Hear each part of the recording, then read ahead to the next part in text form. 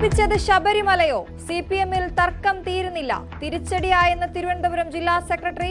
ശബരിമല ബാധിച്ചിട്ടില്ലെന്ന് സംസ്ഥാന secretary.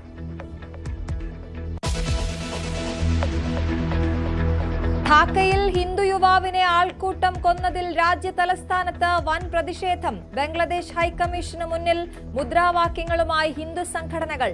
President Muhammad യൂനുസിന്റെ കോലം കത്തിച്ചു. ഇന്ത്യൻ സ്ഥാനപതിയെ വിളിച്ചുവരുത്തി ആശങ്ക അറിയിച്ച് ബംഗ്ലാദേശ്.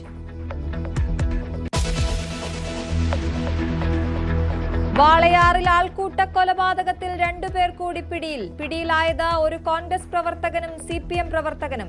രാം നാരായണന്റെ കുടുംബത്തിന് 5 ലക്ഷം ധനസഹായം പ്രഖ്യാപിച്ച ഛത്തീസ്ഗഡ് സർക്കാർ. കരോൾ സംഘത്തിന് നേരെ നടന്ന ആക്രമണത്തിൽ പ്രതിഷേധവുമായി പാലക്കാട് രൂപത. നടക്കാൻ പാടില്ലാത്തതാണ് നടന്നതെന്ന് ബിഷപ്പ് പീറ്റർ കൊച്ചുപുരയ്ക്കൽ. സർക്കാർ നടപടിയെടുക്കണമെന്നും ആവശ്യം. കരോൾ സംഘത്തെ RSS പ്രവർത്തകർ തടഞ്ഞത് ഇന്നലെ പുതുച്ചേരിയിൽ. ലക്ഷം കടന്ന സ്വർണ്ണവില. പവന് 1,01,600 രൂപ, ഗ്രാമിന് 12,700. പവൻ ഒറ്റയടിക്ക് ഇന്ന് കൂടിയത് 1,760 രൂപ.